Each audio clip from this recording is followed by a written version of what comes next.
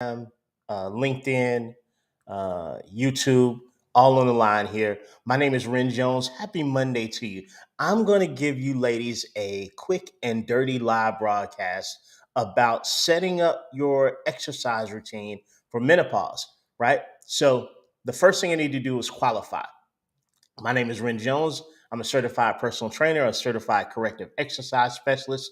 I'm also certified as a nutrition coach, certified as a women's coaching specialist through Girls Gone Strong. Shout out to Girls Gone Strong. And I'm also certified as a menopause fitness and wellness coach. So I've got three different courses that I took specifically to help me with my clients that are in midlife because I only work with women over 30 as a population. Unfortunately, I lost my mother before I turned 40 as a result of cardiovascular disease, long term related issues.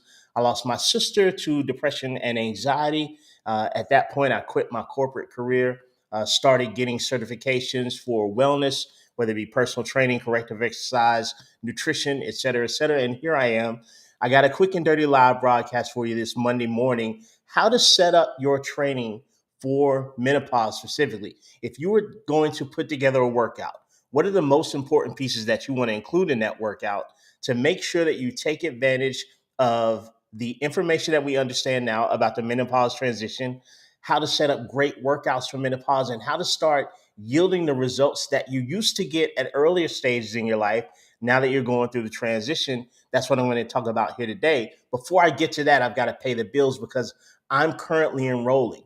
My 1 week enrollment is open right now for women over 30 who want to feel at home in their bodies again, who want to develop a great relationship with food, get off of the diet roller coaster, and free themselves from diet culture.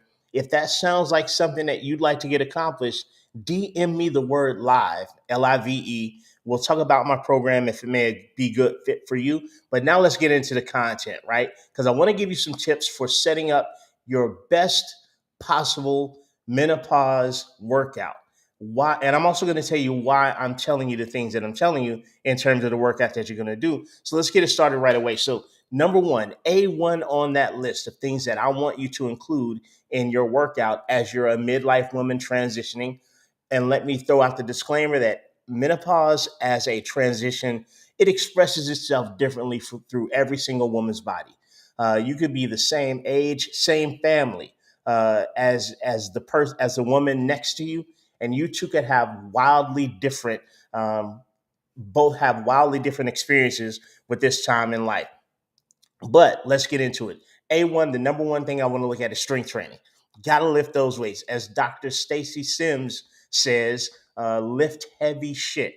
Sorry for the profanity this early in the morning. My mother taught me better, but that's the phrase that she uses, right? And what do we mean by that? What we mean is we've got to stress and tax the muscles in a way at this time in life that they respond because a lot of what you may have done earlier in your life, earlier in your lifting life, your exercise life, ladies, it's not going to work as well as it used to because we have that withdrawal of estrogen, particularly E2 estradiol, which is sort of like your rocket booster fuel for women.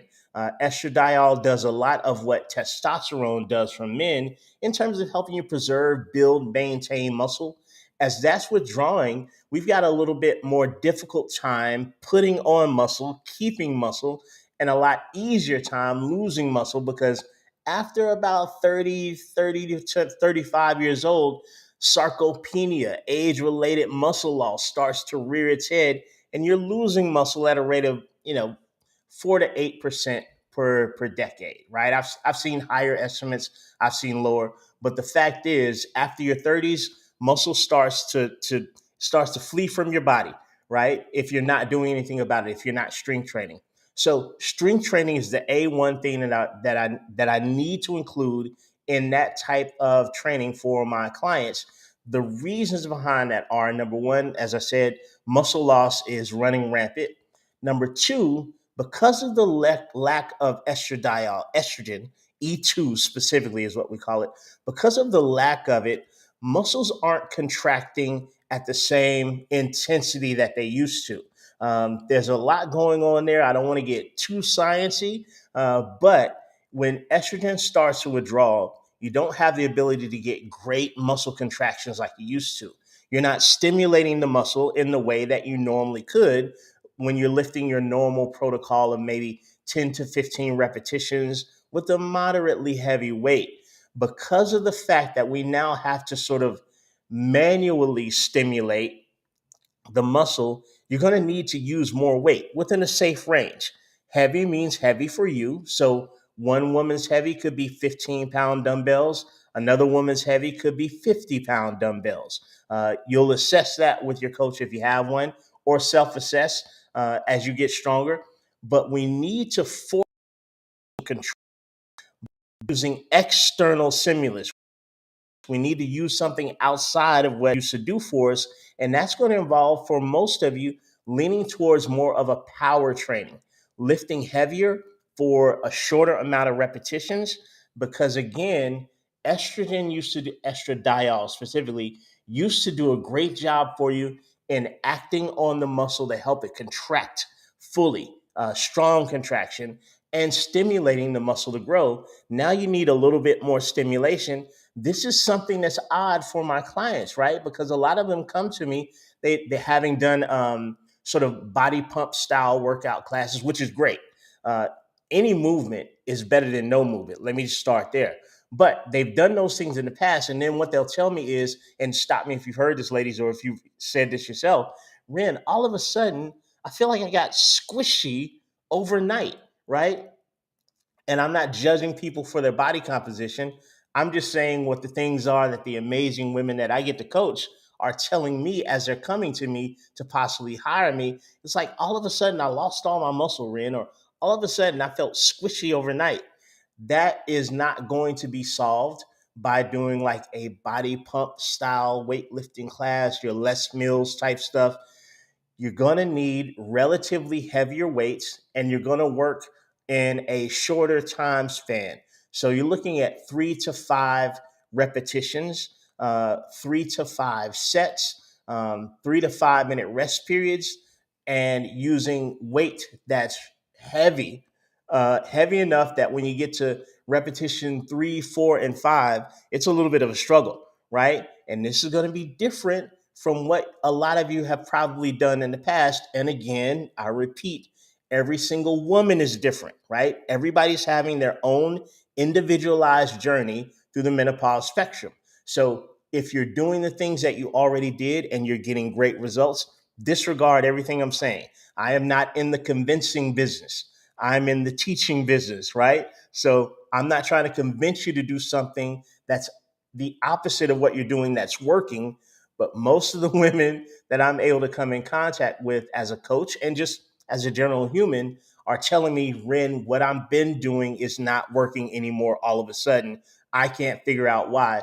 Your first step is getting into that strength training if you've not done it, doing it safely, incrementally ramping up the amount of weight that you can lift. But we're going for the LHS of it all, lift heavy shit. And we're going for shorter amounts of overall volume in the workout, right? 3 to 5 sets, 3 to 5 repetitions, 3 to 5 minutes of rest because uh, your central nervous system needs the rest. You won't feel like you're huffing and puffing. You won't be exhausted. It's not like doing circuit training, but your central nervous system needs to fully recover if you're moving around very heavy weight, heavy for you. So that's the first thing. Consider increasing your weight, lifting heavier, shortening your repetition range, maybe 3 to 5, maybe 5 to 8. Again, everybody's different, but we need to lift heavier because without the estrogen, specifically estradiol, that your body used to have, your muscles are having a harder time keeping themselves in the neighborhood, right? You want to maintain that muscle, and you're having a harder time making new muscle. Excuse me. So that training protocol, a number one, the most important thing that I want to make sure that is in my clients' workouts if they're going through the menopause transition. Number two is sprint interval training. Now, this is the type of cardio that's cousin to hit, right? High intensity interval training.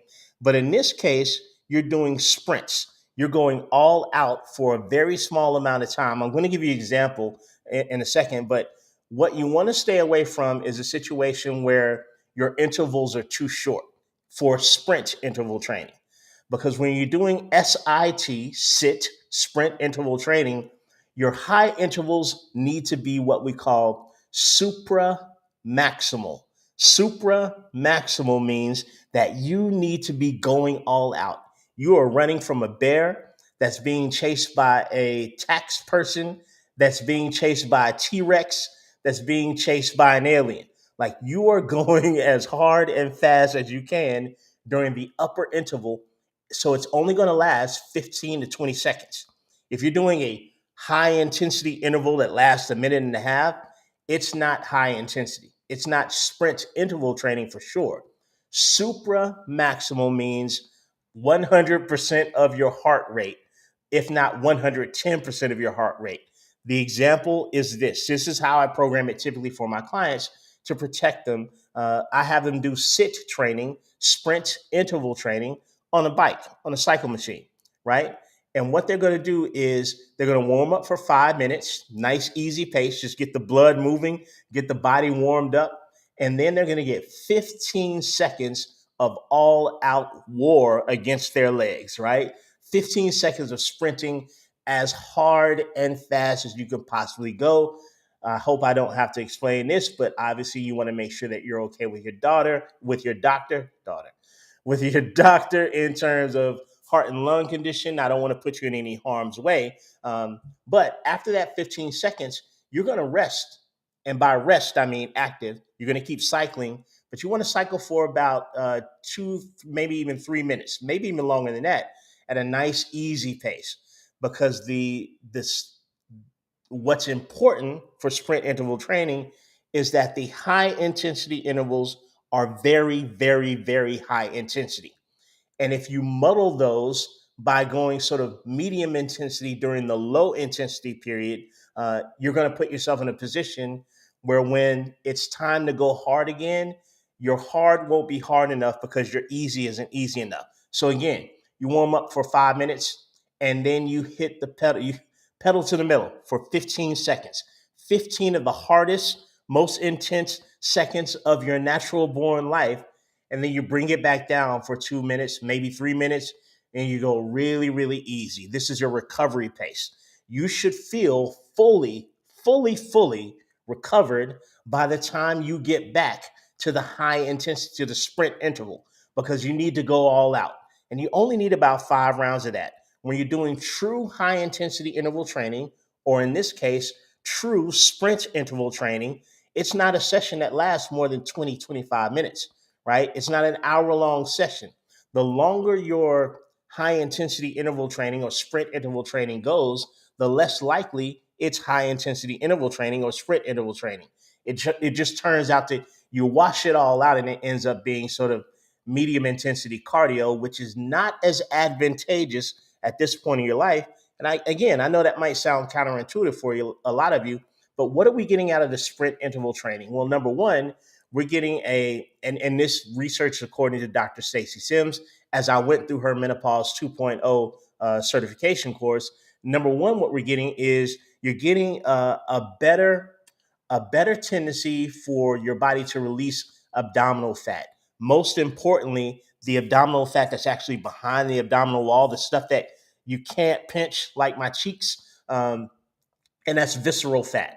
The adipose that's around the viscera, the internal organs, particularly dangerous type of fat for increasing the risk of cardiovascular disease, which increases during menopause anyway. 1 in 3 women are going to be affected by cardiovascular disease. It's the number one killer of women in the world, and the rate increases as you get into the menopause spectrum, perimenopause to menopause to postmenopause. So that's number one. You're going to get a type of exercise that is very effective in reducing that abdominal, as we say, adiposity, abdominal fat. The second thing you're going to get from sprint interval training is you're going to get a release of something called brain-derived neurotrophic factor, BDNF. I don't want to get too sciencey, but that stuff cuts the lights on in your brain. So One of the other things that I get a lot of commentary about from my clients and potential clients is the brain fog of the menopause transition, right? You go into a room and you don't know what you're in the room for, forgetting names, forgetting entire events. I've had women tell me that they thought that they were on the edge of sort of early onset Alzheimer's because of the fact that they couldn't put things together. That's also a withdrawal of estrogen. Estradiol is neuroprotective, so it helps you with brain cognition. Doing that sprint interval training that I just mentioned is an aid in improving that. What else do we get from the sprint interval training? We get the effectiveness of that cardiovascular conditioning, right? Because we want to estrogen, again, that's withdrawing, is also a cardioprotective hormone, which is why the rate of cardiovascular disease increases significantly as you get into the menopause spectrum. So we want to condition our heart and lungs in that way. And the fourth thing that we get that we don't often talk about, because we don't look at the whole woman, is you get your time back. Don't you have stuff to do besides be in the gym on a stair stepper for 2.5 hours? Like, wouldn't you want to get the most efficient type of workout, the best type of cardio that you can possibly get without spending the last of our years in the gym, right? I believe that on our deathbed, we are not going to look back over our life and say, oh, I wish I'd spent more hours even in the gym, right? I think we're going to look back and think, man, I wish I would have been more efficient with my time. This is a way to get your time back. Again, a good sprint interval training session isn't going to be more than 25 minutes. And it's going to be some of the most difficult 25 minutes of your life, but also it's some of the most effective. So I'm always working sprint interval training into my client's protocol, and they not only do they love the shortness of the workout, they love the results that they get from the sprint interval training. One of my clients that graduated last month, her name is Becky. Shout out to Becky. She's actually a spin instructor. She owns her own spin gym, and what she found was that by doing the sprint interval training, it actually increased her endurance on the bike instead of her doing more endurance work on the bike. So something to consider. That's number two. The third thing that I want to get into that protocol, into your workout as a woman that's going through the menopause transition, is plyometric work, also referred to as jump training, right? Basically, I need you to leave the ground for some period of time and impact it again. It's also called impact training sometimes. Why is that important, Ren? Why are you including jump training?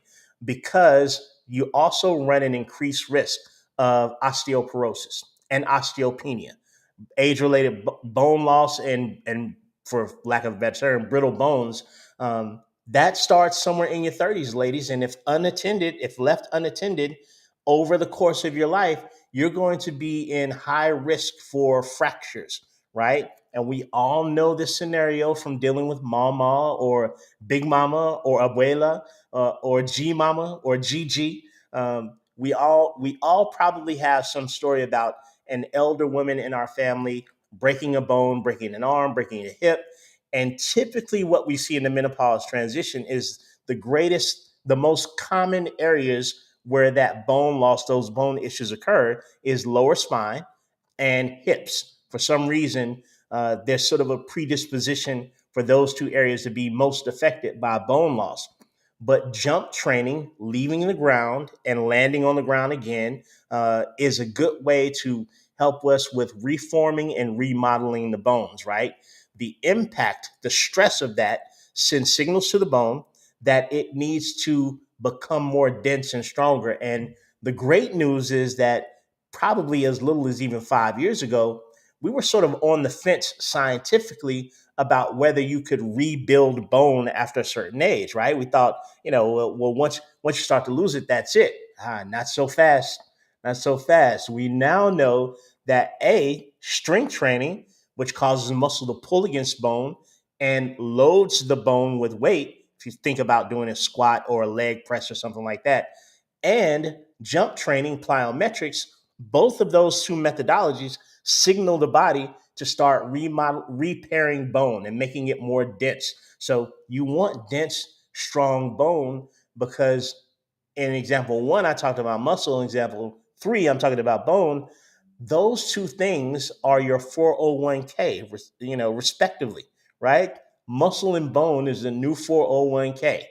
And if you want your 70-year-old self to be thankful for what your 40 or 50-year-old self did, you want to do some jump training. Now, how do we do it and how often? So it can be as simple as jumping off of a very low step or jumping up onto a very low step.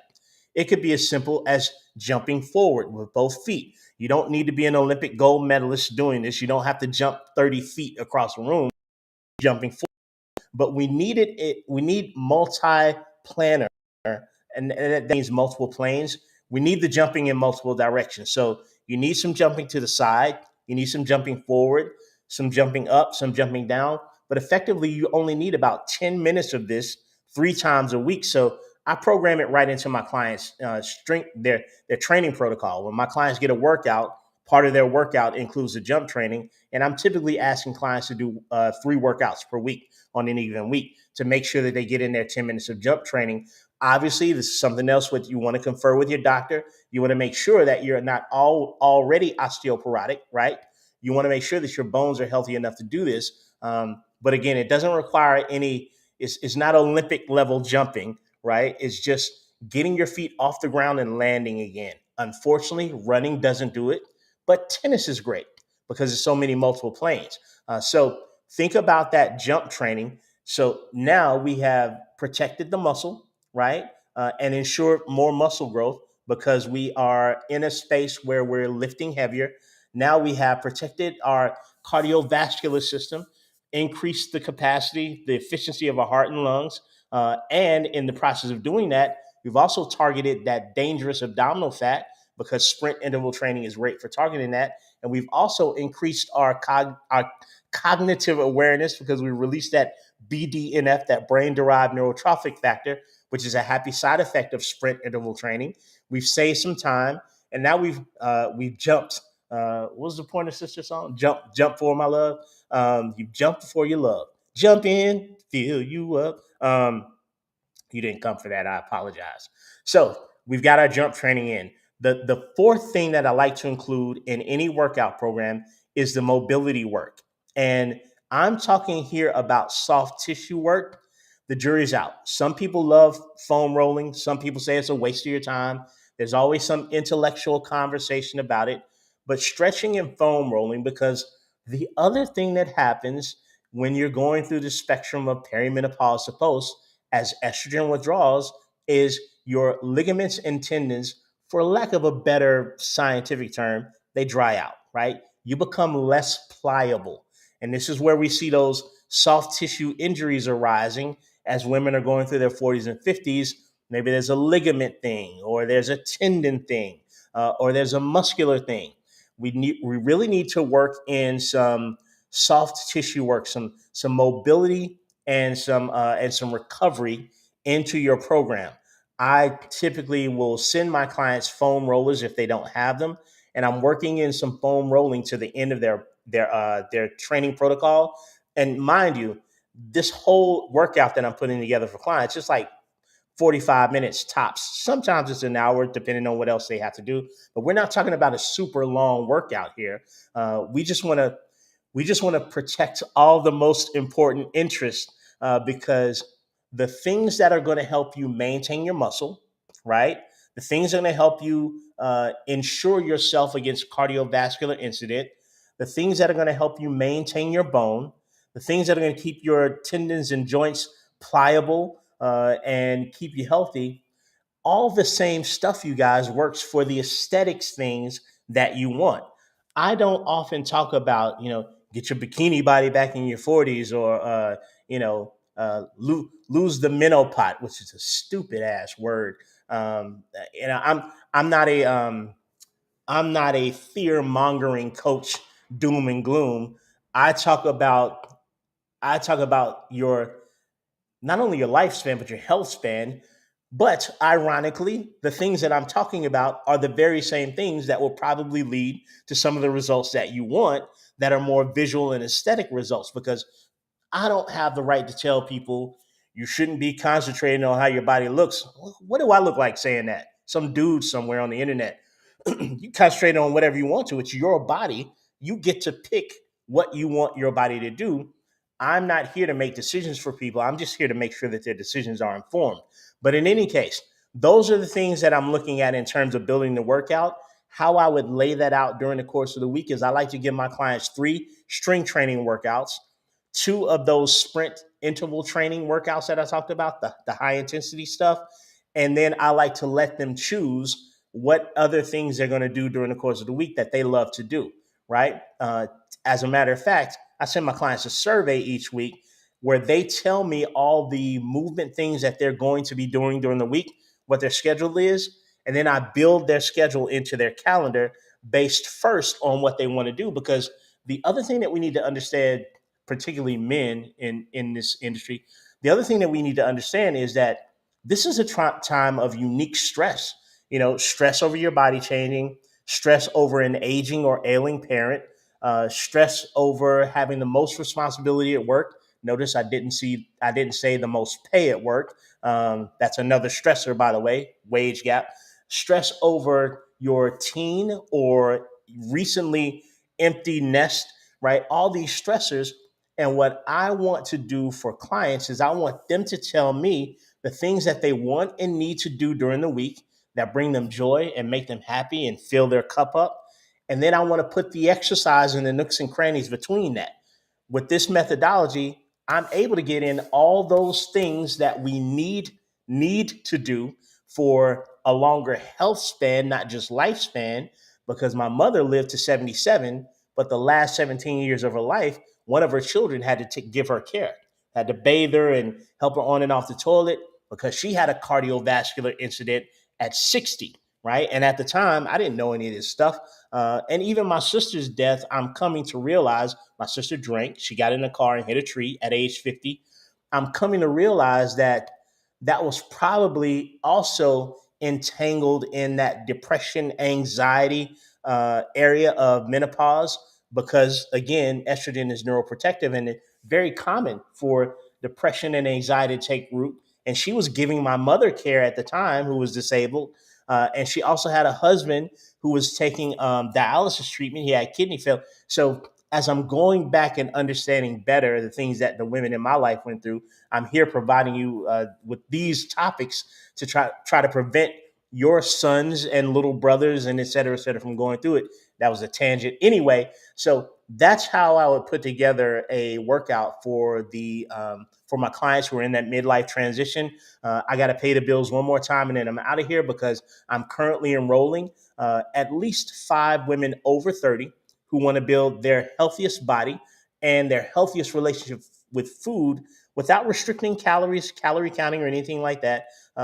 And also without spending their life in the gym setting, which is fun if you want to do it. But if you want to do other things, let's make your workouts more efficient, more evidence based, and let's make your workouts in line with the science that applies to women, and not just using random science done on 25-year-old boys and then applying that to you and then saying that you don't want it bad enough when you fail at it because the science was never based on you anyway. That doesn't make sense. In any case, if my 12-week program sounds like something that might be a good fit for you, go ahead and DM me the word live, LIVE, and we'll have a short conversation in the chat, see what your goals are, see if it might be a good fit for you. I'll be back tomorrow with more information, 8 o'clock a.m. Eastern. Until next time, Instagram, let's keep it simple. Thanks for rocking with me.